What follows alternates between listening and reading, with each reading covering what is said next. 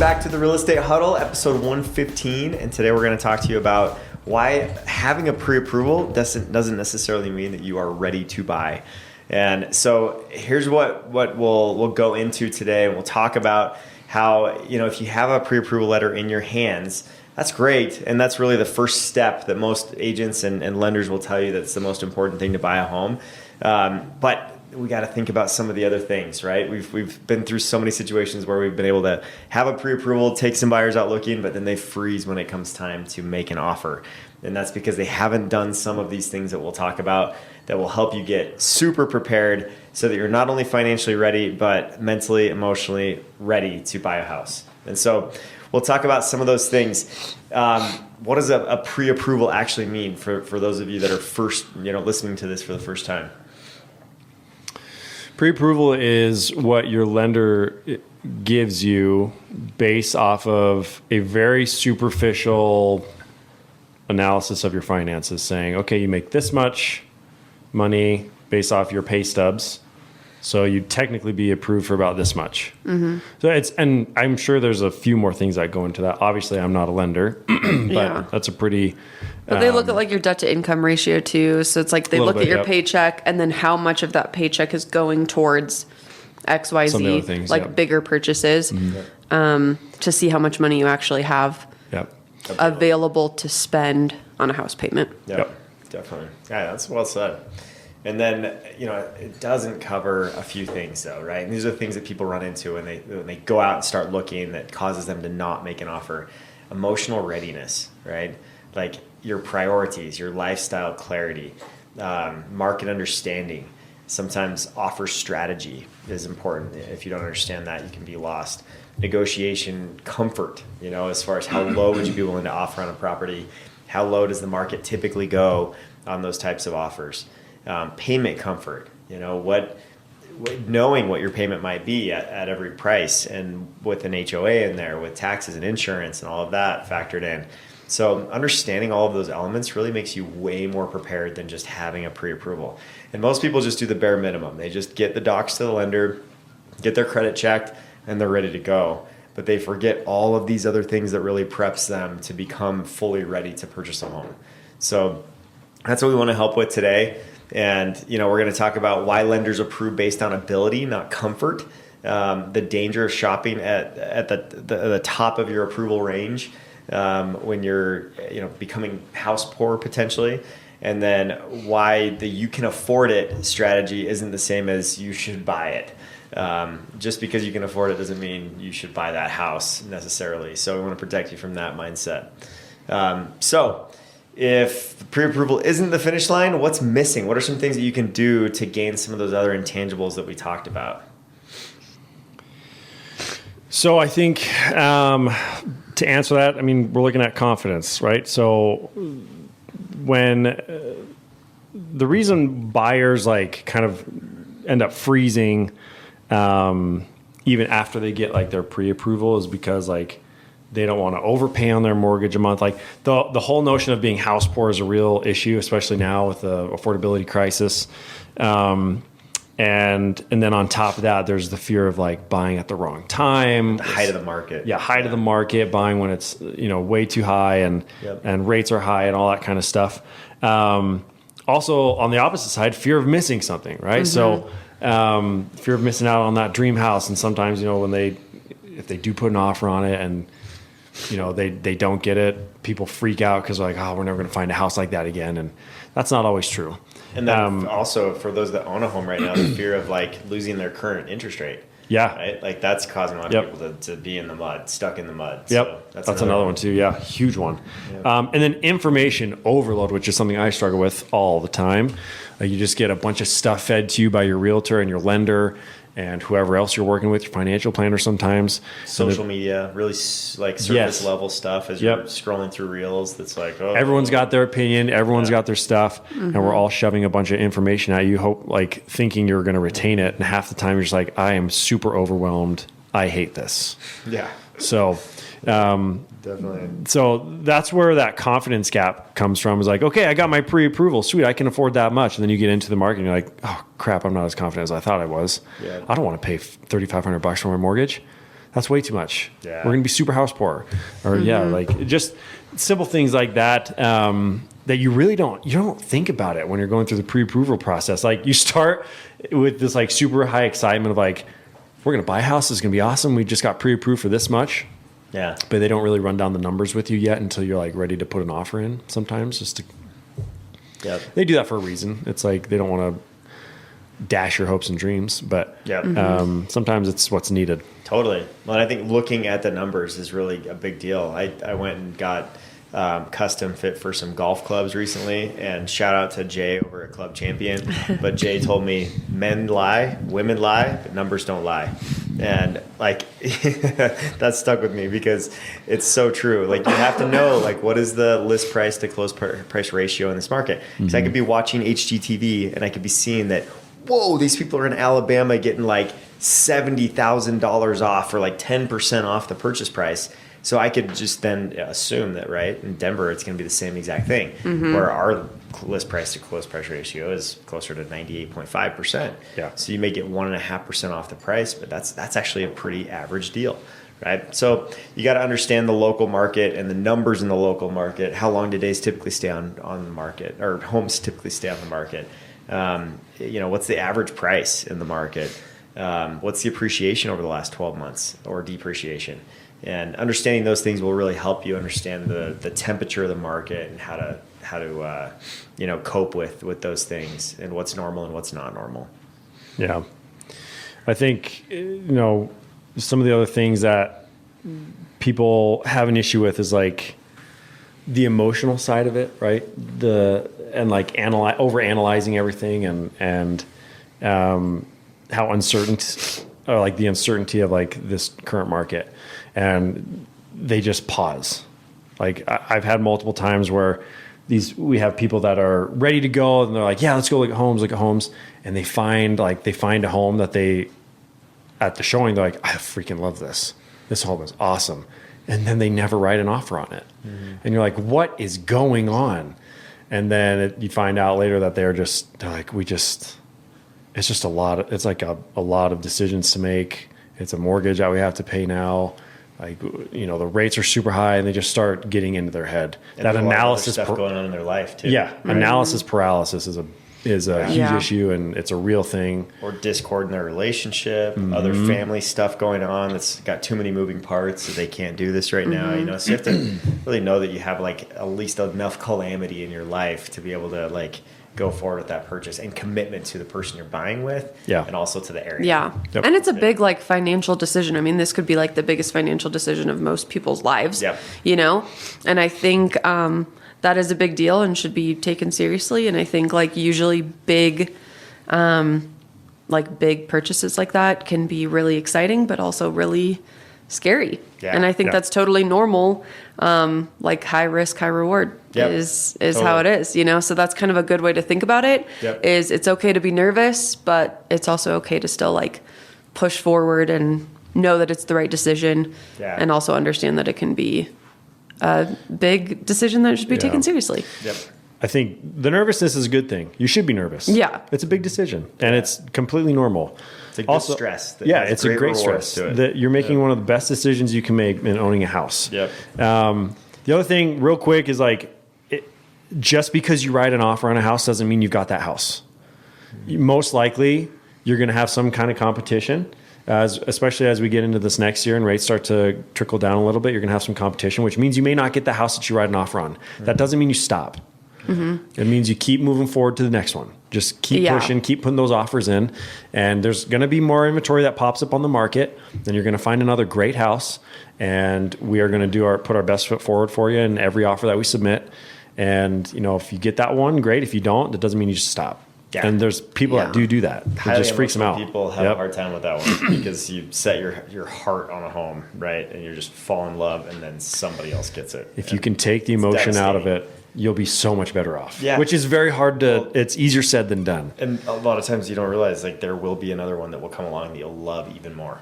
And you'll run out of money before you run out of homes to buy. Yep. So you just have to have some poise when you're looking and make sure that you're, staying patient with the process, but keeping that end goal in mind. And I think that's when it's good to talk to your agent about like how to offer Because I know when I was looking at houses, there was one where we were like, we really like this. We aren't like head over heels in love, but we do like it a lot. And so we submitted like a lower offer and it didn't get accepted.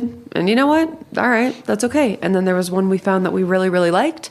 And our agent kind of helped us, coach us through how to offer it, to be competitive, and to be like one of the top dogs, I guess you'd say, like as far as offers accepted. So that's okay to think about too. You don't need to be submitting offers on everything you see, but it's also okay to talk to your agent and know, hey, we really want this. We're really willing to fight for it.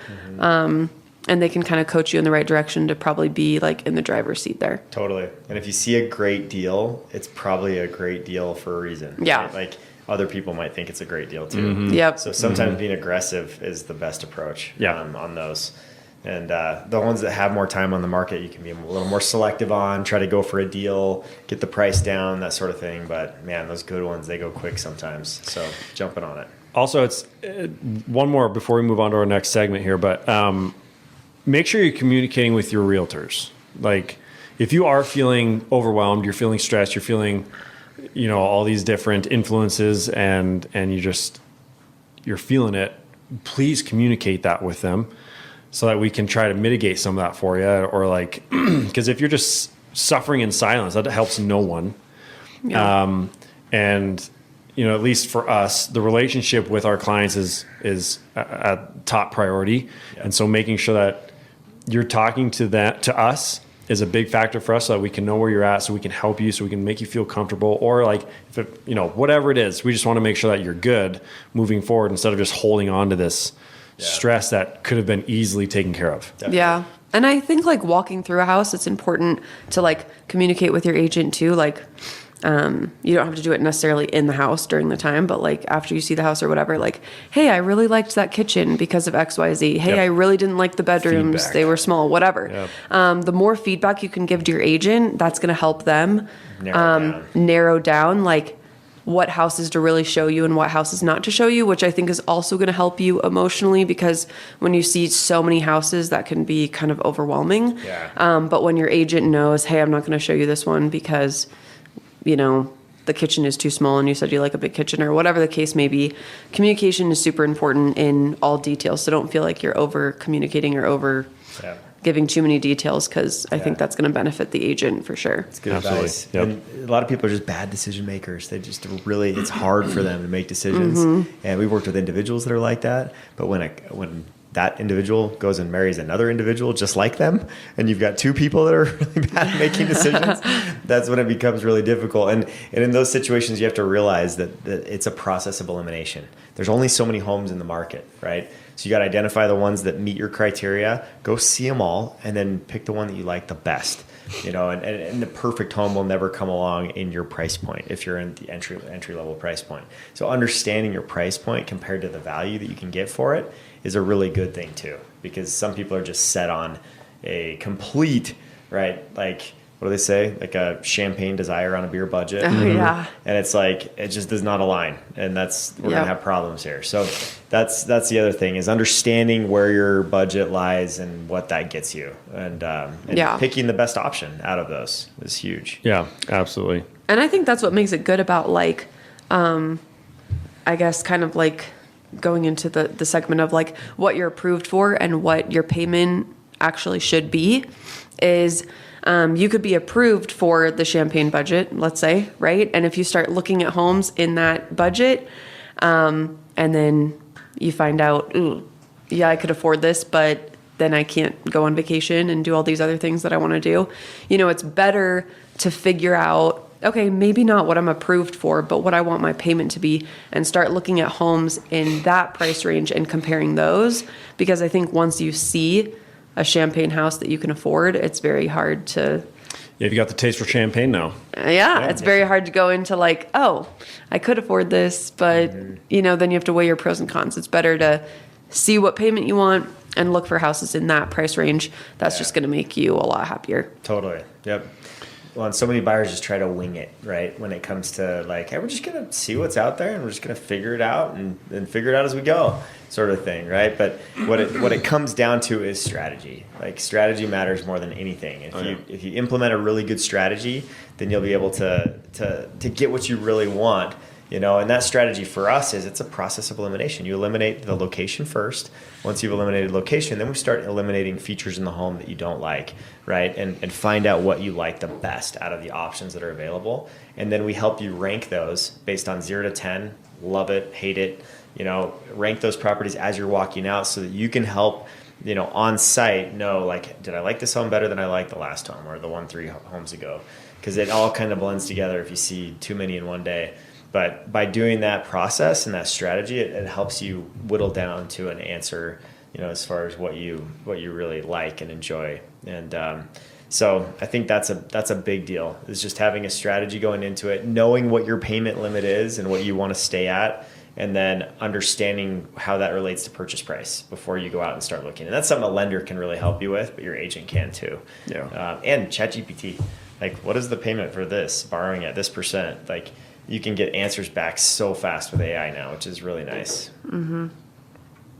So, but to get ready, you really got to involve the team, right? Yep. You got to talk to your lender, talk to your realtor early, make sure that you're, talking to, sometimes like family can give you some great advice, and not always, sometimes even parents can make a lot of mistakes, right? And that you can learn from as well in real estate. But like, talking to people that you really respect, that you've seen do very well with real estate. That's where I would start, right? Outside of just your potential realtor that you'll work with and your lender.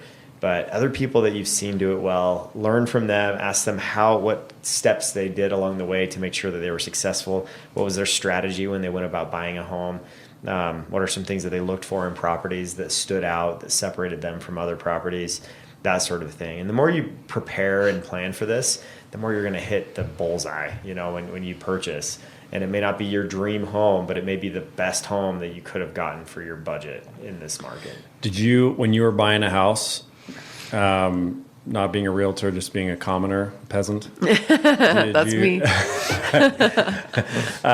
Who did you talk to? Like, was it your parents that you talked to the most? Was it your realtor that you talked to the most? Like, who made you feel the most comfortable when talking about real estate? I think, honestly, probably my real estate team. Yeah. Because I think that, I love my parents. We all love our parents. But I wanted, like a professional's opinion. Yeah. And then hear what they have to say. And then after that, like, talk to your parents. Because I think if you talk to your parents or your friends, that is usually emotional. And I think you are already very emotional about the purchase, like, for a variety of reasons that we've talked about. So I think it's good to, like, talk to a professional, get the facts, and then get the emotional piece. Yeah. Because I think when you go emotional to facts, that's not the way to do it. It's better to go the other way around. And if you think you're not an emotional person, you become one. Yes. During this process of looking for a home, this becomes very personal and very. Or you're just kidding yourself, and you actually are a super emotional person. You'll find out. Yeah. Well, even the tiniest slight, from the other side, from an agent on the other side, or from the seller's reaction to your offer, can make you kind of flip a switch and like get emotional. And so just be prepared for that. You're probably going to be more emotional than you usually are through this process, because this is your home. It's a big deal, right? Home is an emotional thing. And so we're here to help you through that process, and that's the cool thing. We do not judge you based off your reactions, just so you know as well. We've seen it all. Mm-hmm. We've seen the best in people, and we have seen the absolute worst in people. So it's just how the game is played, and some people don't. Some people have never had the emotions they've had until they've bought a house, and it all kind of comes up at that point. And I've had clients come back to me, and they're like, "I am so sorry how I acted when, we were buying the house." And I was like, I thought nothing of it. It's just how it goes. People get emotional, and that's how it is. But if, like I said before, if you can separate yourself as much as you possibly can from the emotion of buying a house or selling, for that matter, it'll serve you and all parties around you so much better. Yeah, for sure. Yeah. So understanding that, just to sum it up, like, pre-approvals will get you in the door, basically. But being prepared and preparedness will get you to the closing table and get you to the finish line of owning your first home or owning your next home. And so hope some of this has been valuable, and you can have some of those conversations. Do the research that you need to research to get yourself emotionally prepared to buy a house and take that next step in your real estate goals. And we're here to support you. We're here to help you. If we can help you, create a plan, create a strategy, talk over the local market to get you ready for your next place, please don't hesitate to reach out. Give us a call. Our number's right here. And you can reach out, and we're always available to chat via text or phone calls, and look forward to hearing from you. So thanks for listening, and we'll see you on the next one.